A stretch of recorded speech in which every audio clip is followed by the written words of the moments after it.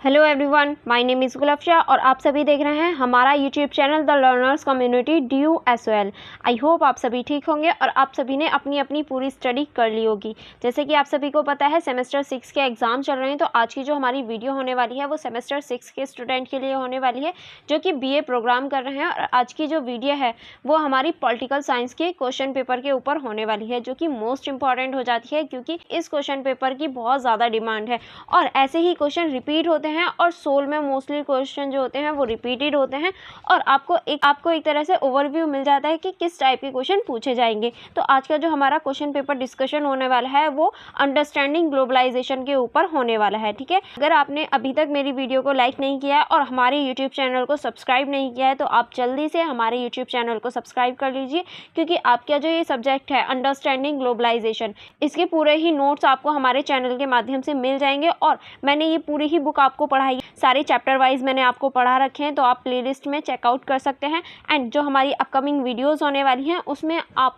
पूरी ही whole book के और जो इम्पॉर्टेंट क्वेश्चंस हैं इसके वो भी देखने वाले हैं। तो आप जल्दी से हमारे चैनल को सब्सक्राइब कर लीजिए ताकि जितनी भी हमारी अपकमिंग वीडियोज़ हों आपके सब्जेक्ट से रिलेटेड, आप उन्हें ईजिली देख पाएँ और अपनी स्टडी अच्छे से कर पाएँ और अपने मार्क्स अच्छे गेन कर पाएँ। चलिए फिर बिना टाइम वेस्ट करे आज की हमारी वीडियो की शुरुआत करते हैं। जैसे कि आप यहाँ देख सकते हैं ये आपका क्वेश्चन पेपर है एंड फर्स्ट क्वेश्चन जो है हमारा, फर्स्ट क्वेश्चन पूछ रहा है वैश्वीकरण का अर्थ एकरूपीकरण नहीं है। वैश्वीकरण के तकनीकी और सांस्कृतिक आयामों के संदर्भ में कथन का समालोचनात्मक विश्लेषण कीजिए। यानी जो वैश्वीकरण है इसका जो अर्थ है वो एक रूपीकरण नहीं है। किस तरह से नहीं है, आपको तकनीकी और सांस्कृतिक आयामों के साथ बताना है। ये मैंने पूरा ही चैप्टर आपको बता रखा है जिसमें वैश्वीकरण का जो अर्थ है वो एक रूपीकरण क्यों नहीं है, इस बारे में भी हमने इस पूरे चैप्टर में चर्चा करी थी।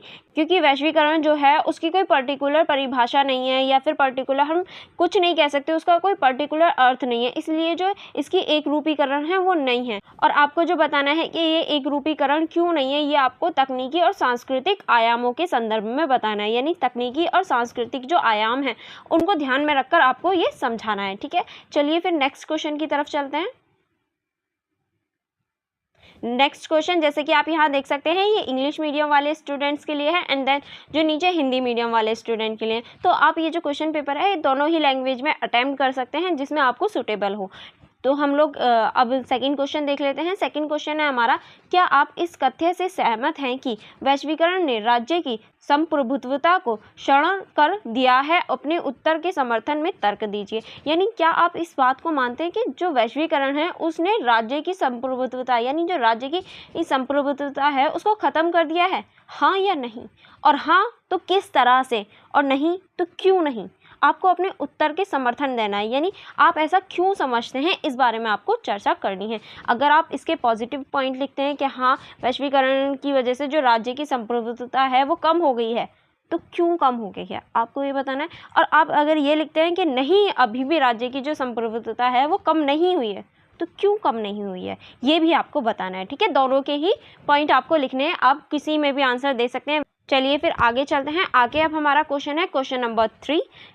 क्वेश्चन नंबर 3 देख लेते हैं। वैश्विक अधिशासन के साधन के रूप में संयुक्त राष्ट्र की भूमिका और उसके प्रमुख अंगों की उपयुक्तता पर परीक्षण कीजिए। यानी वैश्विक अधिशासन के रूप में जो हमारा संयुक्त राष्ट्र है उसकी भूमिका बतानी है और जो उसके प्रमुख अंग हैं इनके बारे में बताना है। पहले आपको थोड़ा सा वैश्वीकरण की परिभाषा देनी है कि वैश्वीकरण क्या होता है, फिर संयुक्त राष्ट्र जो है उसकी वैश्वीकरण में क्या भूमिका है। क्योंकि देखिए अंतर्राष्ट्रीय स्तर पर समानता को बढ़ाने में और सारी चीज़ों को लेवल करने में संयुक्त राष्ट्र का बहुत बड़ा रोल होता है। तो वैश्वीकरण में संयुक्त राष्ट्र की बहुत बड़ी भूमिका है, वही आपको बतानी है। और जो संयुक्त राष्ट्र है इसके प्रमुख 5 अंगों के बारे में बताना है। यानी जैसे कि आपको पता है कि इसके प्रमुख 5 अंग होते हैं जिसमें कि महासभा और उच्च न्यायालय, ये सभी इसके 5 अंग हैं। तो उनके जो 5 अंग हैं उनके बारे में आपको डिटेल में बताना है, डिटेल में उनकी समीक्षा करनी है कि किस तरह से जो वैश्वीकरण है उसमें महासभा के पांचों अंग किस तरह से रोल निभाते हैं, इस बारे में आपको बताना है।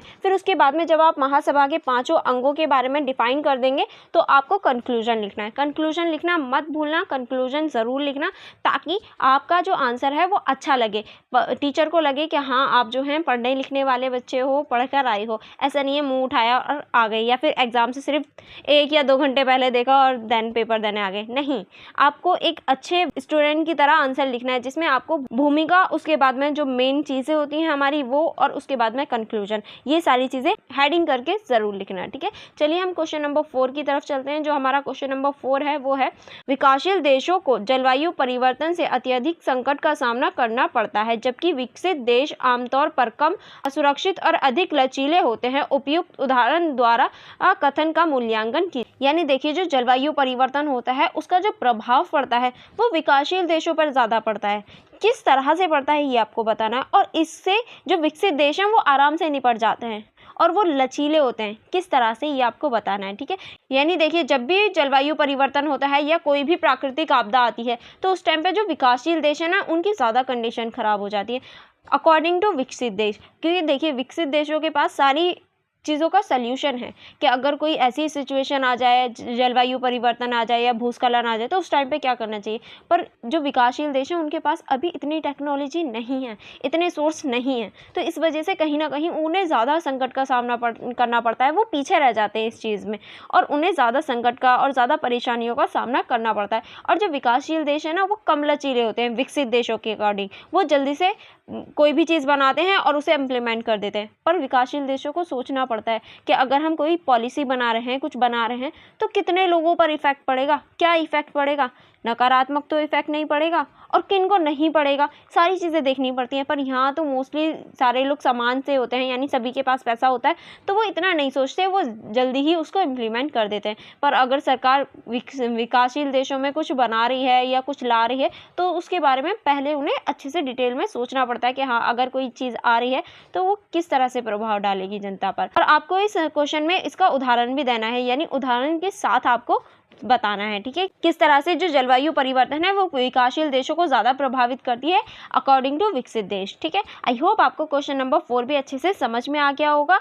एंड जैसे कि आप सभी को पता है कि आप हमारे चैनल के माध्यम से अपनी स्टडी भी कर सकते हैं, तो हमारे चैनल को सब्सक्राइब करना मत भूलना। ओके, चलिए क्वेश्चन नंबर 5 देख लेते हैं। क्वेश्चन नंबर 5 है हमारा, कृषि समझौते पर विशेष ध्यान देते हुए विश्व व्यापार संगठन के प्रमुख समझौतों की व्याख्या कीजिए। यानी आपको इस क्वेश्चन में कृषि समझौते के ऊपर व्याख्या करनी है कि कृषि समझौता कब हुआ था, किस के द्वारा करवाया गया था और इसमें क्या क्या चीज़ों को रखा गया था। और इसको ध्यान में रखकर जो हमारा विश्व व्यापार संगठन है उसके बारे में चर्चा करनी है। यानी फिर उसके बाद में आपको विश्व व्यापार संगठन के बारे में बताना है और इसके जो प्रमुख समझौते हुए हैं, यानी विश्व व्यापार संगठन के साथ में जो हमारे समझौते हुए हैं उनके बारे में भी आपको चर्चा करनी है। ठीक है, नेक्स्ट क्वेश्चन देख लेते हैं। नेक्स्ट क्वेश्चन है हमारा क्वेश्चन नंबर 6, जो कि पूछ रहा है, क्या आप सहमत हैं कि वैश्विक राजनीति में गरीबी, भूख और विकास महत्वपूर्ण लेकिन विवादित अवधारणाएं हैं। विकास के विभिन्न उपागमों के संदर्भ में अपने उत्तर की व्याख्या कीजिए।